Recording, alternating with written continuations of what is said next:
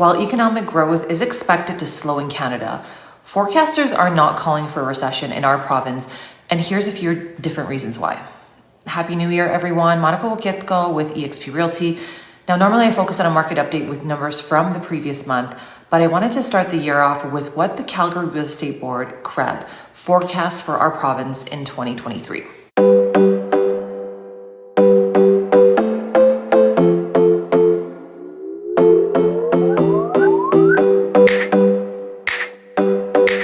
The four indicators that helped them come up with this forecast was specific to lending rates and inflation, population, employment, and the housing supply.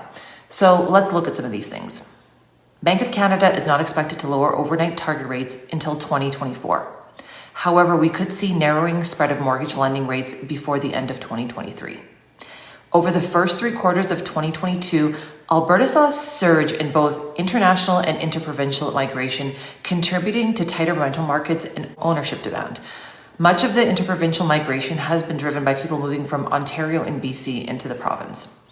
Calgary has seen the largest gain in employment in the province as it benefited not only from the job growth related to the removal of the COVID restrictions, but also reported strong gains in provincial, scientific, and tech jobs.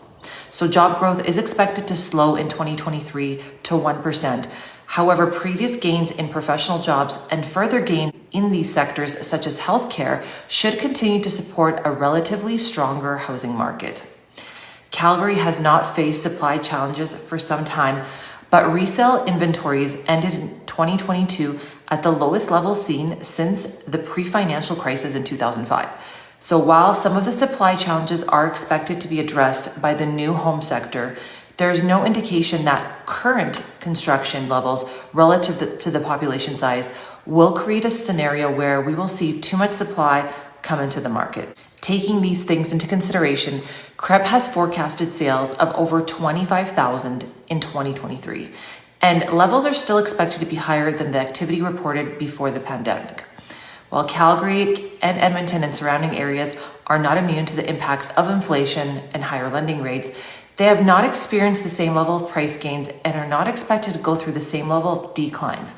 Furthermore, thanks to higher commodity prices, a shift in interprovincial migration, and relative affordability, Alberta is not expected to face the adjustments as other parts of the country. If you're looking for a more detailed report, I can send that over to you. And if you're looking at buying, selling, relocating, or investing, reach out to me directly via phone, text, DM, or email, and I will help guide you with a comprehensive strategy utilizing modern technologies, social media, and trends.